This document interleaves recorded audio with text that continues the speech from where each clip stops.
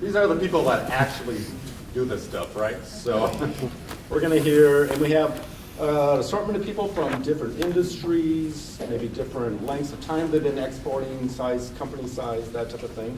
So we're going to ask them to just introduce the company quickly and give us a little bit about their experiences on how they did it and maybe what works good, what they may have changed when they were looking to export. So let's start with Luke Lam, and Luke is the owner of LKT Labs. Thank you. LKT Labs was formed in about 25 years ago, 1988. We are very indebted to the Small Business Innovation Research Program by the federal government.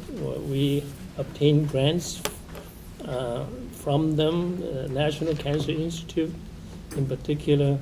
That's how we started the company. We were a research and development company looking for chemicals that can prevent cancer. I guess the term is cancer chemopreventive agents. Over the years, our emphasis has changed.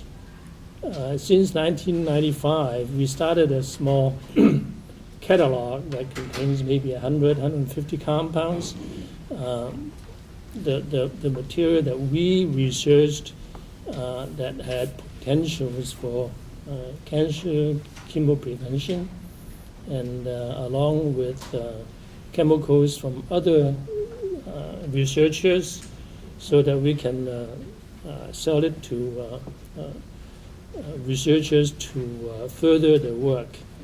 Since then, our catalog has grown from small to maybe right now about 2,600 compounds, and we sell only to researchers in universities, research institutes, for research purposes.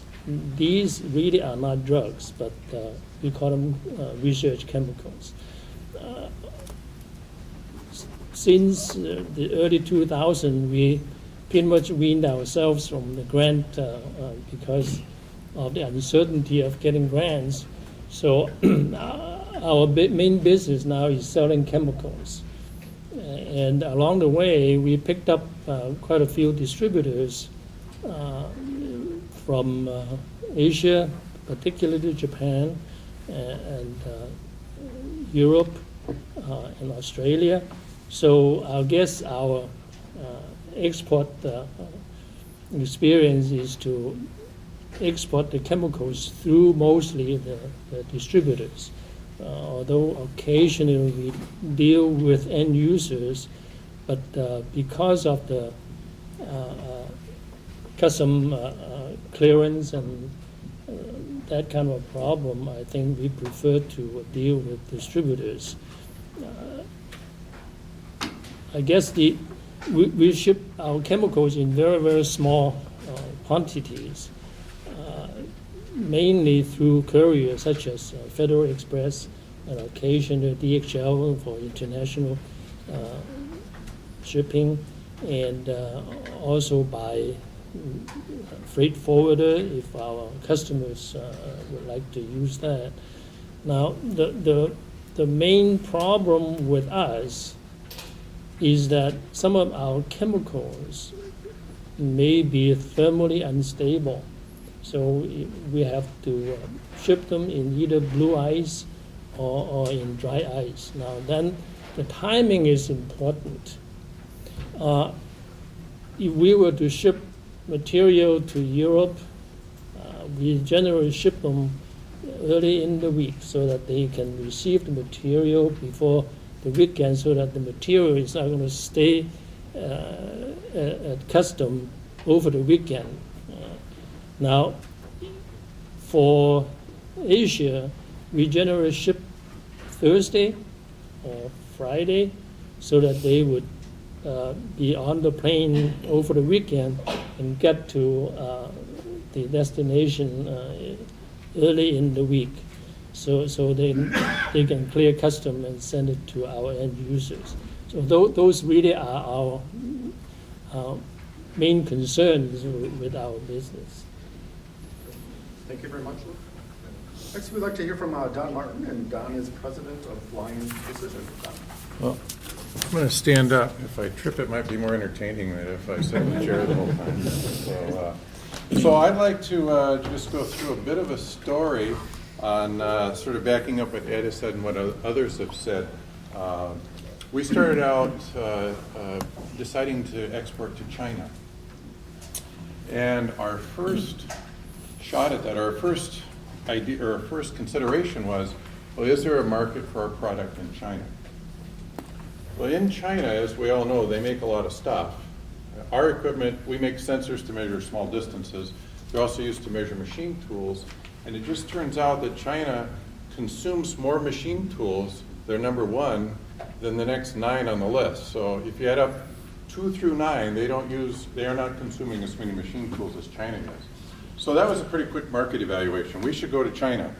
But then there's the other part, there's the regulatory part, the export controls. If you look at the commercial service, there's the guys that want to sell you stuff. There's Andrea, who wants to help you sell stuff. And then, maybe not in the same office, but nearby there's the BIS, who doesn't want you to sell stuff to the wrong people. So there's the people that are helping you and the people that are hindering you in a certain way. So we worked through that. We figured out at one time it was very difficult to get export licenses for China, but now it's easier. So now we're able to get those export licenses. So we went on a trade mission to China with Ed and Governor Palenti and the rest of the crew. And the first thing you need to do in a country, if you want to sell there, is you have to find somebody that will represent your product, somebody that knows the language. So we found multiple distributors. We found one through the U.S. Commercial Service, the Gold Key service, which is fantastic. Great value. We've used it in other countries too, but also in China. We found one through the, Minnesota has a representative, somebody that helps small companies in China. We found one distributor there, and then we found one distributor through a reference through a trade, somebody we knew in the industry. So we found 3 distributors through 3 different channels. So we appointed we got these 3 distributors, or 3 types of distributors going, and then we partnered with a trade organization that has a tech center in China where we could set up an office and have a phone number and they could call, and so customers we had some local contact there and they helped us kind of provide some coverage. Then we're in China, and I don't know if you've gotten any Chinese emails, but they don't do much for me. I can't really read a Chinese email. I think about that in reverse. How can they read an English email? So we participated in the STEP program, which Mary Jo, she manages that now, I guess. And we had our website and a lot of our literature translated to Chinese, and that was a 50-50 match. So we spent $5,000, and we were sponsored with $5,000. So that went well, and we actually had compliments on our Chinese translations. Quite a contrast to the Japanese translations. Doesn't work quite as well. But, so then the next step is you sell something. So we sold this big, for us, a big sale, $50,000, $60,000. This is a company called Shanghai Machine Tool. Well, they're not a familiar name to us, and maybe not to you. So we went to the Export-Import Bank and we said, we got this big order. We don't know, we want to get paid. That's number one, getting paid. Selling is one thing, getting paid is really the important part. So we just went and we bought an insurance policy. They said, okay, we'll check them out. It costs you a couple $100, costs you $500 for the insurance. We said, this is great. And if they don't pay, the feds go after them. Well, that sounds great to me. So we financed it, or we insured. We did all the invoicing, everything our normal process. But if they don't pay, then we have this insurance policy that they'll come in and cover us. So that was really helped us out a lot as far as if we had a $50,000 receivable in China somewhere, our chances of collecting it are pretty close to 0.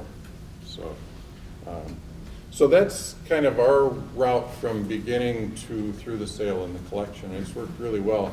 I think the common theme is all the collaboration and all the resources that are here in the Twin Cities that will help you out. So whatever you're trying to do, there are people here. You can start with the Minnesota Trade Office or the Commercial Service, and they'll help you out. Thanks. Thank you, Don.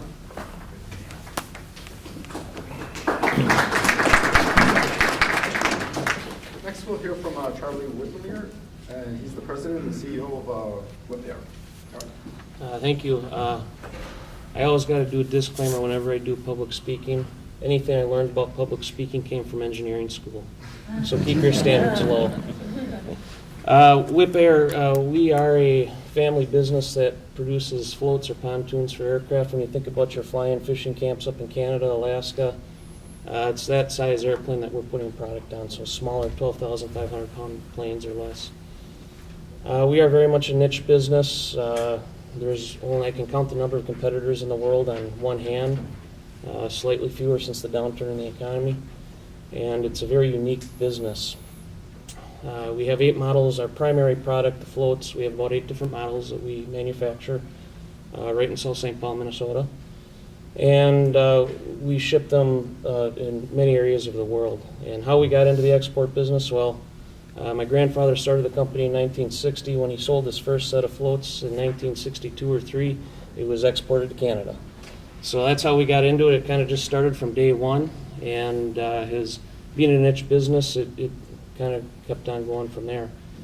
Today we're selling to South America, China, Asia, Europe, Canada obviously, and a little set of islands called the Maldives even off India. And India and Russia are heating up as well. I expect we'll be shipping product there in the near future. We also, aside from that, we do many product services. We offer interiors, avionics, paint, maintenance on aircraft. The services don't get exported as much, but if we do work on an airplane from Canada, I guess you could technically say it's exported. We do sell used aircraft as well, and a lot of times those will go overseas, various parts of the world, South America again. And probably our biggest point of export is a firefighting product that is used to scoop water out of bodies of water nearby the fire and drop it on a fire. It's an agricultural airplane that's modified. So the biggest thing for us to watch out for is product support. That's always been a challenge. It's a very unique product. Not everyone always knows how to work on it. A lot of things that we take for granted, as simple as hoisting an airplane up off the ground to put the floats on and off the aircraft, are not always readily available in different parts of the world. So you kind of got to make sure you have someone that you can work with that you know has the capability to do that sort of thing. So that's what we do, and I guess that's the best thing I can come up with for what to watch out for that a lot of people I don't necessarily think about all the time. Thank you. Thank you very much, Charlie. Next, we'll hear from Randy Nelson. Randy is the founder and CEO for Evergreen Medical. Okay, good morning. So at Evergreen, we're an engineering group that develops, manufactures, and tests medical devices for other people. So everything we do is on a contract basis. We've been in business for 8 years now, essentially all in St. Paul. We're not a product-based company, so we're a little bit different. Everything that we do is a service-based, so it's all on contract for a company, whether it's United States-based or international-based, and working with them to develop their product. So just about everything we do is based on our labor, on our expertise. The only area that we get into what might be considered product shipping is when we're sending test samples or some prototypes to the client for their use. But we're not, and that's not part of our business model to sell products to hospitals, clinics, the end user. That's always the job of the client that we're working for. It could be a small startup, could be one of the big companies, like Medtronic around here, or international. There's a few that are more in Europe. So right now we're doing business with companies in Europe, Israel, Australia, China, and soon to be India, depending on how the negotiations go. So for us, it's been an interesting dynamic. We haven't pursued business internationally. And we're not a real market-driven company. Everything tends to come through us through networking. that we do, either first or second-hand networking. So that's been really important for us. So this, over the past 4 to 5 months, we have gotten more inquiries from international companies than ever before. And I need to find out why. It's a good thing. But it's been important for us for all the reasons that have been talked about earlier, for balancing out the finances. And in the United States, if you're paying attention to medical technology, it's become a very tough climate from a regulatory point, and therefore for startup companies, a very tough investment climate to get money. And in international, they have very different models of how they get their funding and how they derive that, and from a regulatory perspective, what the requirements are. It's not that they're second best; they're just different. So we need to pay attention to those, but it's become a very international climate for us because of just the expanding medical device climate, especially in Europe, or I should say in Asia. Europe's always been really strong. They haven't typically done a lot of outsourcing to a contract company like ours, but they're doing that more and more. And in Asia, especially China and India is following, it's becoming more and more important for them to come to the United States to have a product developed that they can sell in China. You know, it will never make sense to manufacture a device here to sell in China. The economics just don't work. But they don't have the development capabilities. You know, and that's changing over the next 10 years. That will be a completely different statement. But at this point, they don't have the development or managerial capabilities to develop products as a general statement. So they'll come here, they'll come to us and talk about developing it and telling us that the end point is to be able to set up a manufacturing facility in wherever they're located in China, so they can assemble the devices and sell in the Chinese market. And from there, I know that they're interested in expanding into Asia and beyond. So that's a very different model. And India is getting to be the same way. India is easier to communicate with than China. I trust them a little bit more, but they're not as structured in a way as China is. They don't have as much money. China's got, this big dichotomy of very, very rich people and then the people that have very little money.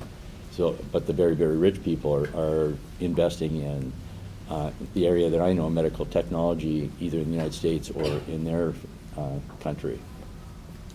So one of the things that works really well for us is that we're in Minnesota, and in our business, medical device technology, there's 3 big areas. There's Minnesota, there's Boston area, and then California, which you can split into 2 or 3 different areas on its own. But of all that, this area is the easiest to work in. My whole career has been in medical technology in Minnesota, and I think there's some things here that we could not accomplish anyplace else in the United States, therefore the world, as far as collaborating with different groups, bringing teams together and working together to develop a product. It just can't. It's different parts of the United States have different working habits, but here everybody works together well, and that works really well for our international clients as well. So our areas internationally is growing a lot. I expect that as we get more into manufacturing, will be a statistic on the manufacturing and the product shipping list, even though it's not our product, but it's a product shipped out from Minnesota to a client that can sell it for their business. Thank you much. Thank you very much, Randy. Next, we'll hear from Natalie Fetty. She's the VP for Client Services at GovDelivery. All right. GovDelivery is actually a 130-person technology company based in St. Paul with offices in DC and the UK. And we provide a cloud-based platform that allows government agencies to connect with people and get those people to act. We started out 13 years ago offering snow emergencies, council member updates and things for the city of St. Paul and Minneapolis. And now we have more than 1,000 government agencies across the US, UK, and Europe that are using our system. Our product is accessed via the web, so it's pretty easy. We don't have any shipping costs, which is great. But we do service our customers here in the St. Paul location. We connect our people with over 60 million, our customers are connected with over 60 million people. In fact, SBA and XM Bank is actually our customers. So I'm going to do a little plug. Please go to their websites and sign up for their email updates. Not only will you get timely information that will help you out in your situations for exporting, but you'll also be supporting our company as well. GovDelivery is the #1 resource to traffic. We drive traffic to government websites. We're the #1 referring source, including healthcare.gov, one of the more famous websites out there today. And some of our UK customers are the UK Parliament, gov.uk, the Department of Health, DSA, their highway agency, and others. And luckily for us, the US and European markets both have similar needs when it comes to communicating with the public sector, whether it's health and safety information or school closures or whatever. So we have a real common market.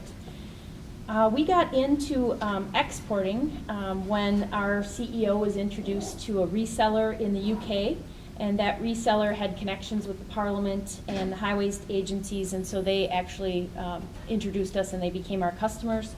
We then started doing some direct sales in the UK ourselves and hired a full-time office lead there in 2009. And one of the things that we're very fortunate is that with Europe, they allow us to maintain and store all their data in the US, and that is due to an agreement that the US Department of Commerce has called the Safe Harbor Data Agreement. That does not exist in Canada, so it's really difficult for us to even do business in Canada. We have to invest in a whole data center in that area. So as long as we can store and maintain data in the US, then we seem to be able to work easier with the customers. Today, 10% of our revenue comes from Europe. We have 5 salespeople now in the outside of London office. Europe is our fastest growing geography for our company. We were chosen in 2012 as the cloud computing supplier for the UK government G-Cloud initiative, so we hope to expand using that initiative as well. We've had to do some investments in the area of 508 compliance because they do have different rules and regulations when it comes to that accessibility. Also, security is a huge, I'm sure that you've all heard on the news, all the tapping into the data and whatnot. So we have had to invest in some security certifications that work not only in the US, but also with our European office as well as our markets. Some of the things that we've learned along the way is we should have been more aggressive and we wanted to start earlier. So I would encourage you all, if you are thinking about doing something like this, to really take it seriously and think about moving forward, because we wish we'd have done it sooner. We take manageable steps, so we're only working with countries that speak English right now, so we don't have any intention to actually go outside of that. So we will be looking at Belgium, Norway, Sweden versus France or Germany. And the time zone has actually become a benefit for us because we are actually putting some staff in our UK office, and they actually will service our customers now both in the US and UK, so we've extended our service offerings, so if people need emergency assistance during the evening, they actually have a real person to answer their questions and whatnot. And that's about it. Okay. Great, thanks, Natalie. Our last panelist will be Mark Johnson. He's the principal at HDR. HDR, thank you. So HDR is a engineering and architecture company. I say engineering first because about 3/4 of our 8,000 people globally are engineers, and we're in the infrastructure business, so water systems, roads, bridges, electricity, that kind of thing. I'm an architect. Our architectural practice globally is just under 2,000 folks. We're in 44 offices globally. We focus on healthcare and science and technology, and that's really what's taken us abroad for 10 years now. HDR has been ranked the #1 healthcare design firm in the U.S., and we're also hold that same recognition in science and technology. So The way we got started globally, I would say, was we didn't really know that we were going global. In 1993, we were commissioned to do a new testing laboratory for the National Institute of Standards and Technology, the NIST, in Maryland. And 5 years into that project, the project manager that we had on it, talented lady by the name of B. Senewald, who's a Brit actually, was approached by some of her associates in London because there was a similar project in the UK. So B went over, we formed a loose partnership, I would say, with another firm there. We won the project, and then within a year, B had moved back to the UK, and that became the seed for our first international office in London. So very organic. It's relationships and expertise. Following on that, we won a large commission, again with the relationship that we had with the large contractor Fluor out of California, and we teamed on a project for the Cleveland Clinic in Abu Dhabi, and we won that.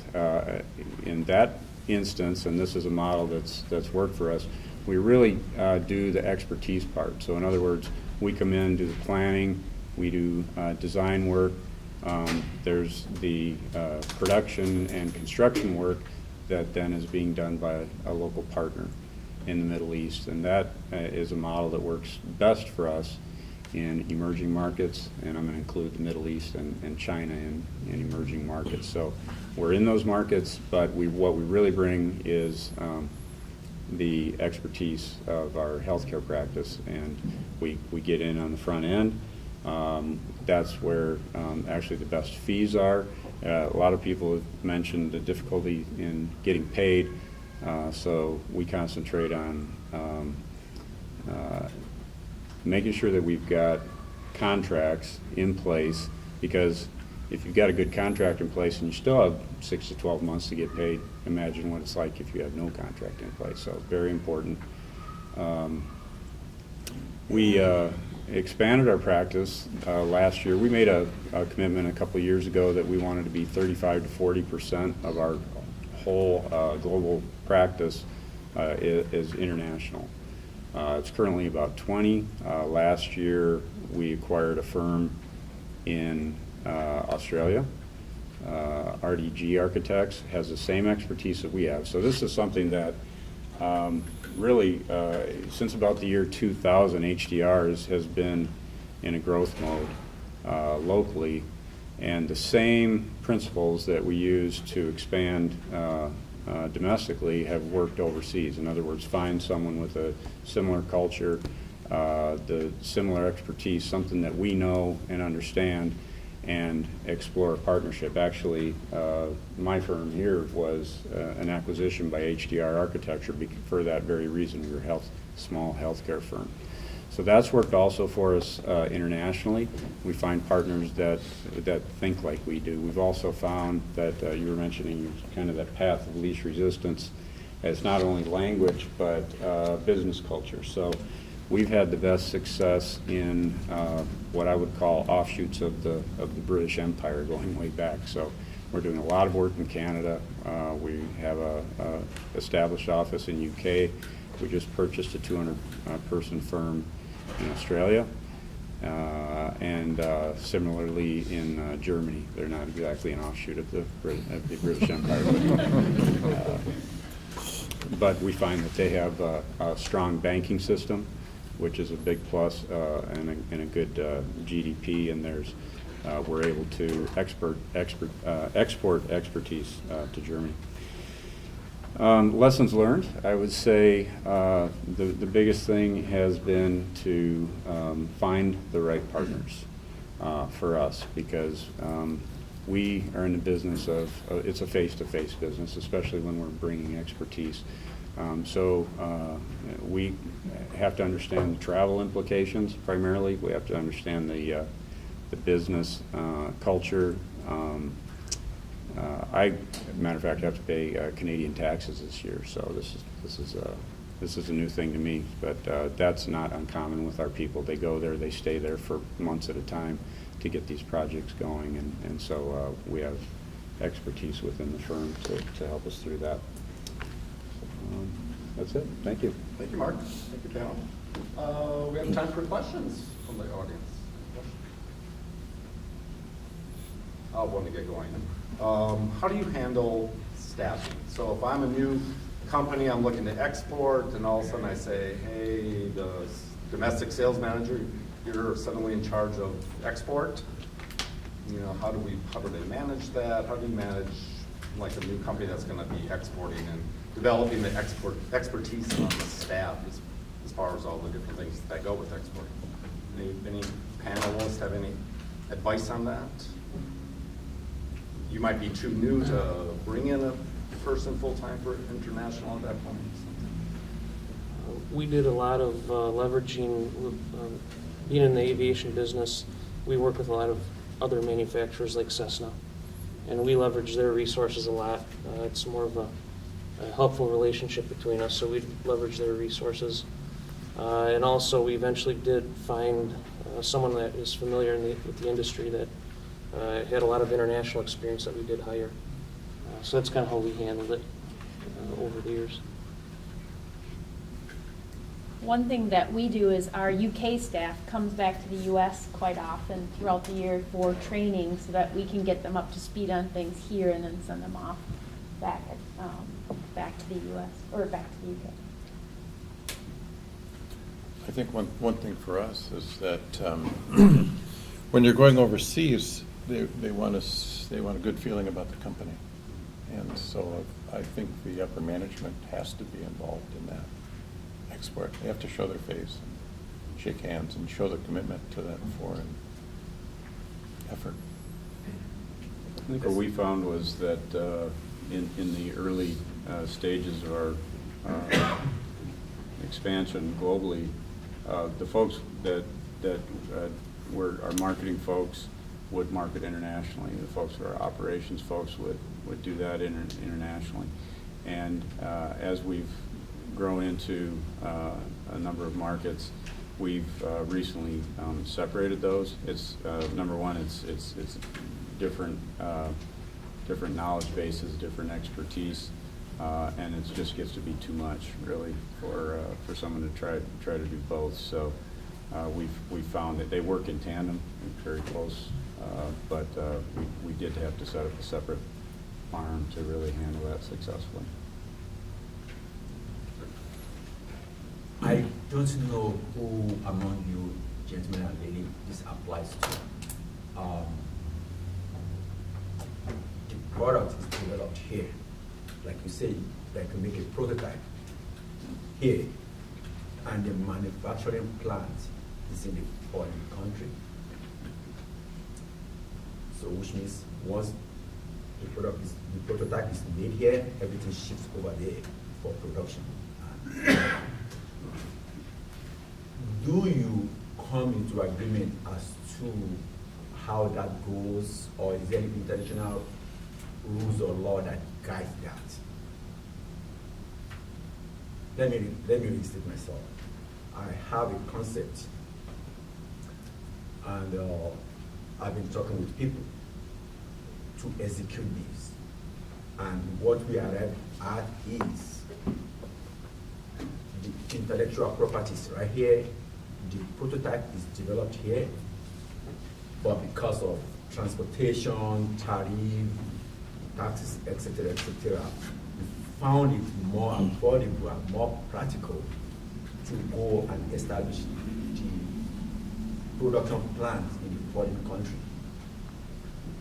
In situations like that, how do you come to the agreement? Is that any international law that guides that as to what goes on, what goes to who, or is it just between you and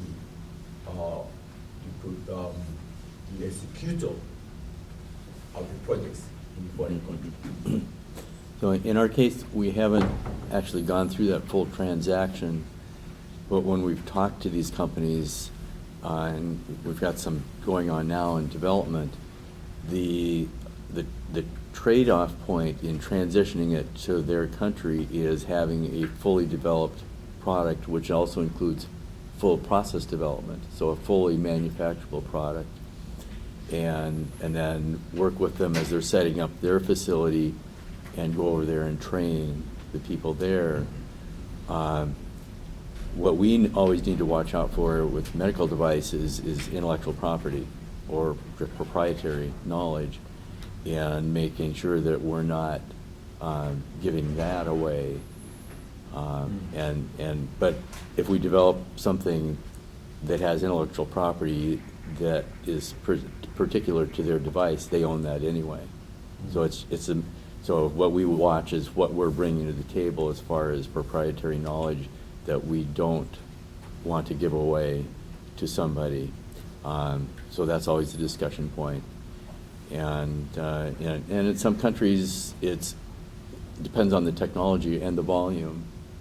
So some of the work that we do is neurostimulators, pacemakers, things like that, which aren't real high volume from a typical commercial standpoint, and we may hold on to those longer. It'll be their decision. So, but from a cost perspective, the expertise may be here for a longer period of time before it goes into another country. Like China is probably our best example. The other area that we do a lot of work in is catheters and intravenous devices that are for acute use for angioplasty, cardiac, or peripheral. And those get up, if the company's successful, our client's successful, those will get up into tens of thousands of devices, 20, 30,000 devices. And there's at some point for that, we need to keep working with them and looking at when that transition point is comes into play, where it's more cost effective because it's very labor intensive to move it into their country, and where so where's that trade-off point? And there's regulatory implications. There's all kinds of things. But from our point, we need to. Our basic model is to help ensure that our client's successful. And that doesn't mean that we will always be the manufacturer, but at some point we will help them transition it into their facility and their location. We've been asked to participate in setting up facilities in China and India. We're not ready. For us, that would be a big task, and gets it back to a lot of what's been talked about here, is making sure that you've got somebody in that country that you can work with, that knows the culture, knows the business environment, and can pick up the reins there, where we'd come in just totally blind. So we're not ready for that yet. Thank you. So to maintain relationships with your partners or distributors, is that something that you do travel to the countries that you're working, or are you able to do that, say, via conference calls or emails or just phone calls? How much travel do you do? For me, very little. We do Skype calls in the morning to Israel. We do Skype calls in the evening to Australia. Just about everything is done internet-based. So we do very, very little travel. I can say that the onboarding process that we use in the States is similar to what we're using internationally. So if we had purchased a small practice such as my own, the HDR, which is an Omaha-based company, would implant somebody for a while, just to assist the whole process of understanding the culture of the company and the practices, and we're doing the same thing internationally. It's important for them to have someone that they can talk to face rather than pick up the phone and try to navigate. I'd say initially we do a lot more travel as we're setting up and gaining relationships in a specific country. Initially we'll do a fair amount more travel, but we generally try to look for someone that's familiar with the country and the aviation business in the country. And initially we'll do, it's higher, and then over time as we get comfortable and do more business with them, it dies down, and it's done mostly over phone calls, email, that sort of thing. So. Any Other question? I just had a quick question. Any new markets you're not in now that look particularly interesting? Or not interesting, maybe? Someday India might be interesting. Not yet for Yeah, us. for us, it'll be Brazil. Yeah, we're looking at Brazil as well. So some of the BRIC, or the BRIC countries are of interest, but not quite ready to make the steps into. Our big push is China and also India. And here in the next couple of years, I think Russia will start coming alive for us as well. So you're sticking with the BRICS. Any other further questions? Good. Thank you very much, panel. Appreciate your time. Turn it over to Ellen in the city of Minneapolis. I want to thank both sets of panelists, both our trusted advisors and also the corporations and businesses that you just heard from. I also want to thank our event sponsor, Stinson Leonard Street. It was a great partnership to have all of our economic development partners pulled together, but it's also nice to have somebody who's willing to provide us with a nourishing breakfast to start. What we'd like to do is offer you an opportunity to do some networking together before you all have to carry on with what I'm sure is a very full and busy day. And what we'd like to do is have our trusted advisors towards the back of the room. And those would be Dennis Griffin with the Ex-Im Bank, Guy Smith with Stinson Leonard Street, and then the U.S. Commercial Services and District Export Council, Andrea and Sandy, and then Carlos Sosa with the SBA. If you would be in the back of the room, and if you're interested, along with talking with our SCORE representative, Bill Collette, and Javier Maya from the Consulate of Mexico, and also Michael Flaherty with the Consulate General of Canada. All of those folks, if you could be in the back of the room, then you as a business or a service provider can network that direction if you need some advice or want to share some information that would be helpful for you and for them. And then if you are interested in speaking more with our businesses about some of the nitty-gritty of their experiences, I'd like to have Luke Lamb and Don Martin, Charlie, Randy Nelson, Natalie Feedy, and Mark Jasmine come to the front of the room, and the businesses can then provide you with more information about their experiences. If there was any particular question that you weren't thinking of at the moment when they were on the panel. And if nothing else, just take the next few minutes, the next 30 minutes. We have this room as long as we need it up through noon, so don't rush. Just informal business networking, exchanging of business cards, because as we know, business success typically is all about making that personal connection and getting to know people. So with that, I would encourage that networking to begin, and thank you again for being here. Thank you to the Trade Office and all of our partners, as well as the St. Paul Area Chamber of Commerce, which did a great job.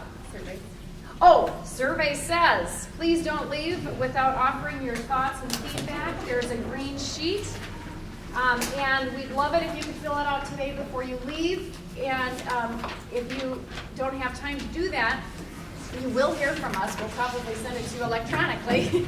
So if you can just take a moment and give us your impressions, that would be very helpful.